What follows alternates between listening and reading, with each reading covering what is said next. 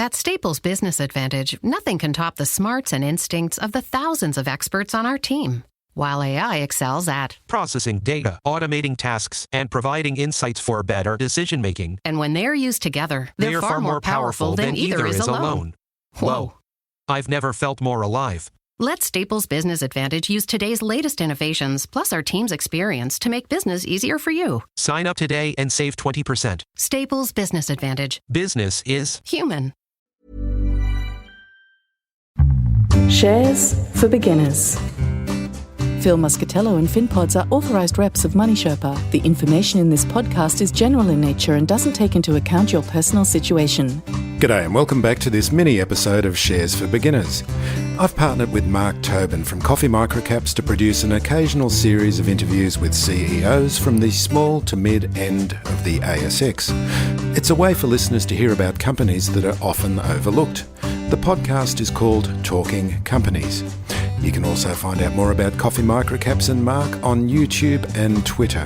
There's links in the episode notes. This is a short excerpt from an interview with Chris Noone, CEO of Carly, ASX code CL8. It's a car subscription service sitting somewhere between car ownership and car rental.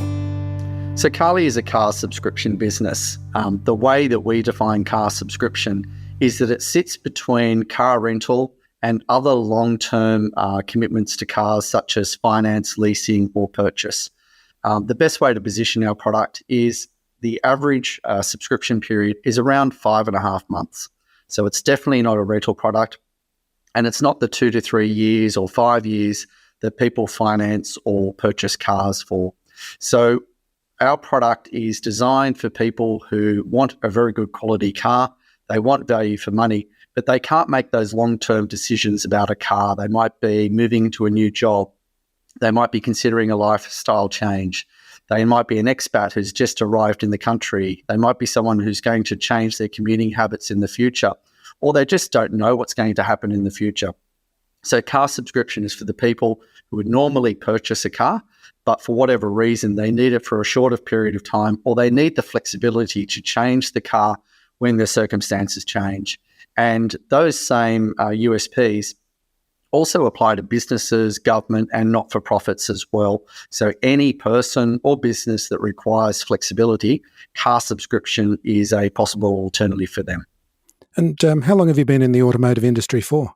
So Carly has been established for over 10 years. We pivoted from a peer-to-peer car rental business in 2019.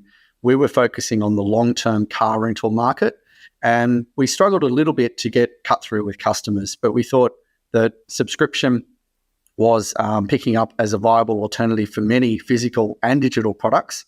So we made the pivot to car subscription, changed our business model, but took all of our experience, technology, relationships within the industry, and then applied that to a subscription business. And we've grown quite quickly since that pivot. So that was a great description of Carly, but I just wanted to find out about you.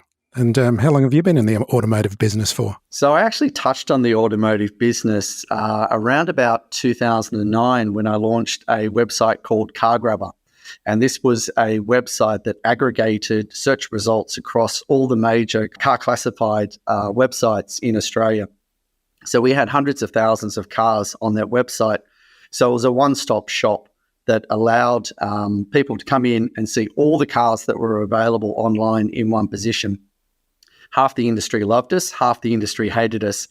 We ran that as a startup for a few years, but eventually we didn't proceed with that business. We had a few investment opportunities that we ran to ground, but then I took up other opportunities after that. But I still maintain the interest in the automotive industry and also the opportunity for digital and online products to really innovate in the automotive industry as well. And that's very much what we're doing with Carly now. Chris, this is a relative new concept in Australia.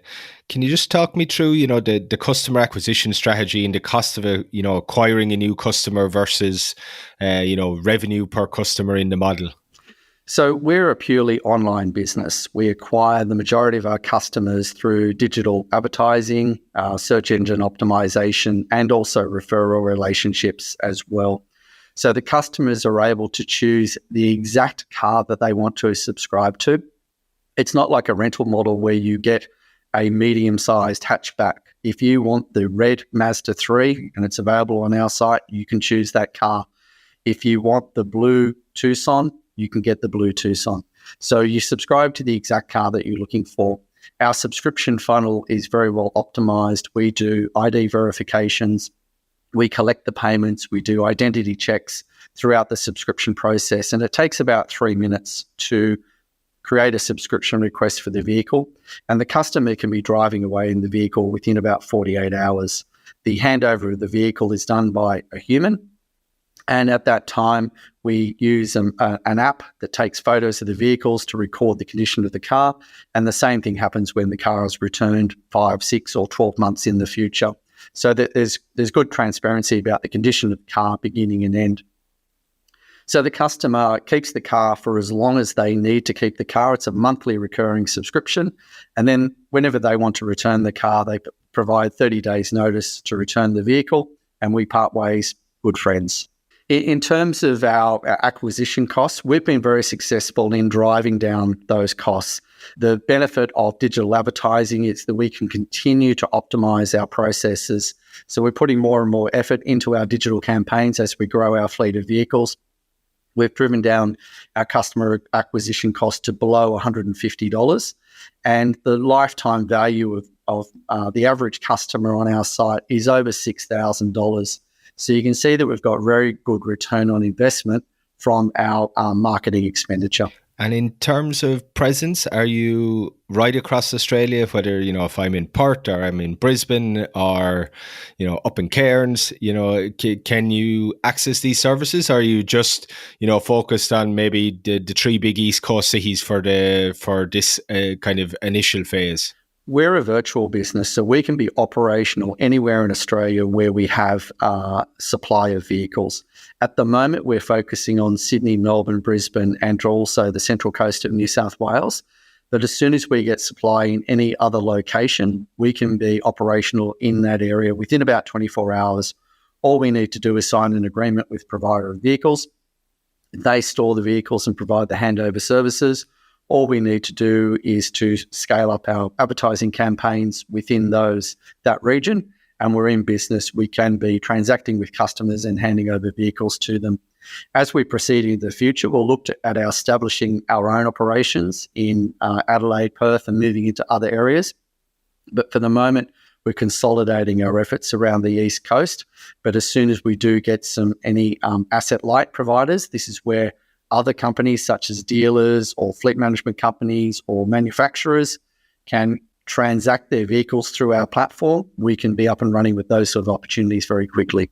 So it grew out of a company called Drive My Car. Can you tell us about Drive My Car and what the transition was like? That's right. So Drive My Car was a peer-to-peer car rental business, a little bit like Airbnb. We acted as the intermediary between private individuals who wanted to rent their cars to other people.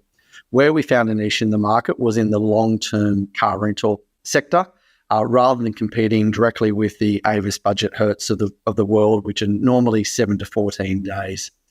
We ran that business for a number of years. We did a lot of very innovative deals with Uber in the rideshare space, first peer-to-peer company to provide rideshare vehicles for Uber. A number of deals with the major leasing companies. They would give us ex-lease vehicles to provide a second life and a second income stream for those vehicles through our platform. And we also worked with major manufacturers such as Subaru, Peugeot, LDV in supporting the release of their new products to the market as well. Drive My Car was a good business, but when we went into COVID, we found that the rental revenue streams were very challenged, especially in the rideshare rental sector of the market that we were also operating in. So just before COVID, we were fortunate that we had launched Carly. And during COVID, when we saw rental revenue streams plummeting, we saw car subscription actually increased every quarter all the way through COVID. So even though people were being told to stay indoors, lock down, don't go to work, some people still needed a car, and car subscription was the perfect solution for them because it allowed them to get the vehicle they wanted, get it quickly, but hand it back when they didn't need it. So we saw that car subscription was growing very quickly, And that informed our decision to make the permanent transition purely to car subscription. So as of February this year, we've exited the Drive My Car rental business, and now we're 100% focused on car subscription. So is that where the opportunity identified itself in the difference between, or the gap between car ownership and car rental? Yes, that's right. We found that there are a number of people who valued flexibility and were willing to pay a premium for that flexibility, not as much as a premium as car rental, because car rental can be very expensive, and car share is even more expensive for extended periods of time. And we found that, especially younger generations, they found that long-term financial commitment, rather than being a benefit, was actually a burden. It tied them down to something for a number of years. And many people that we spoke to found that they would purchase a car, and within 1 or 2 years, they say, well, my lifestyle's changed, but I'm still stuck with the same car. I can't get out of the finance, or I'll lose money on depreciation if I sell the vehicle.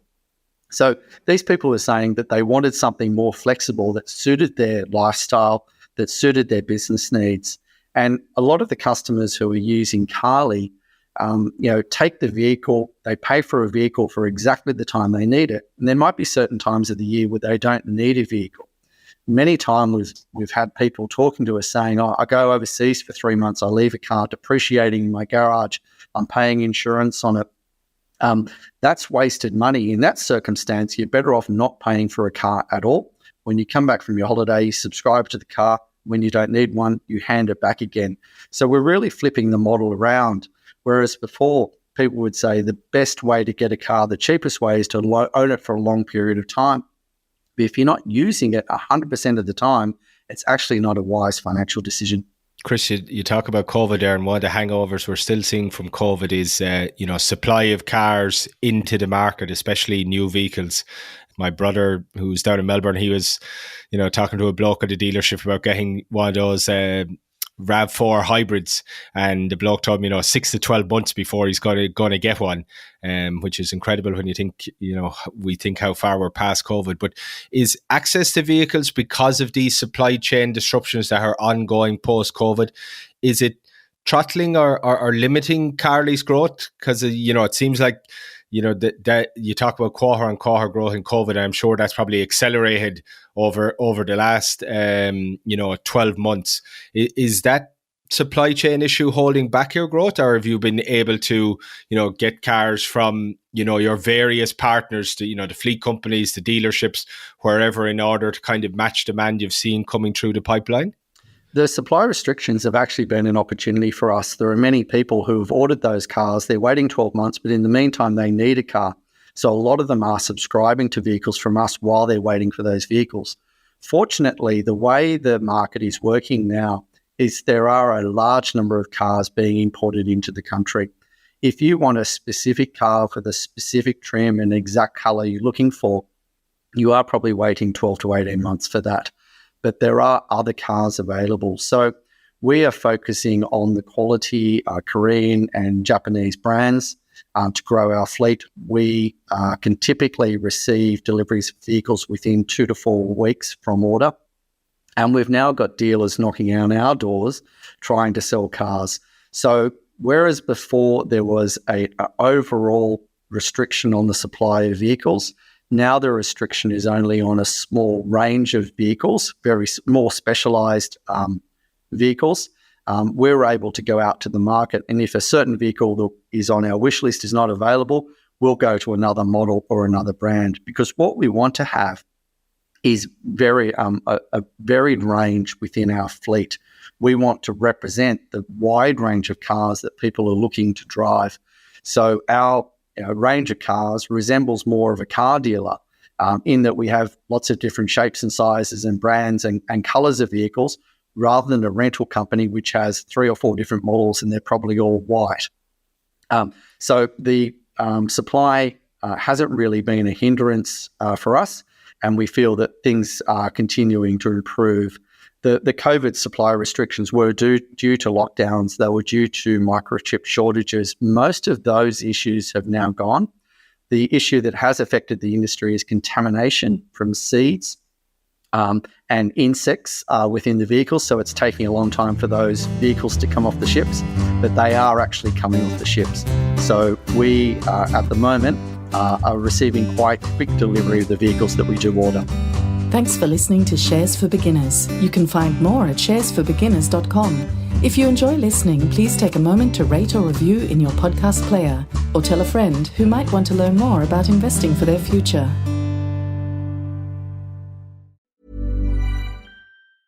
At Staples Business Advantage, our experts can help you find furniture that fits any design and budget, while AI can Recommend products based on preferences, generate 3D models for visualization, and optimize space planning for office furniture. take advantage of our team's eye for style and design. And my eye for, wait, I have no eyes. Only algorithms. Let Staples Business Advantage use today's latest innovations plus our team's experience to make furnishing an office space easier for you. Sign up today and save 20%. Staples Business Advantage. Business is Human.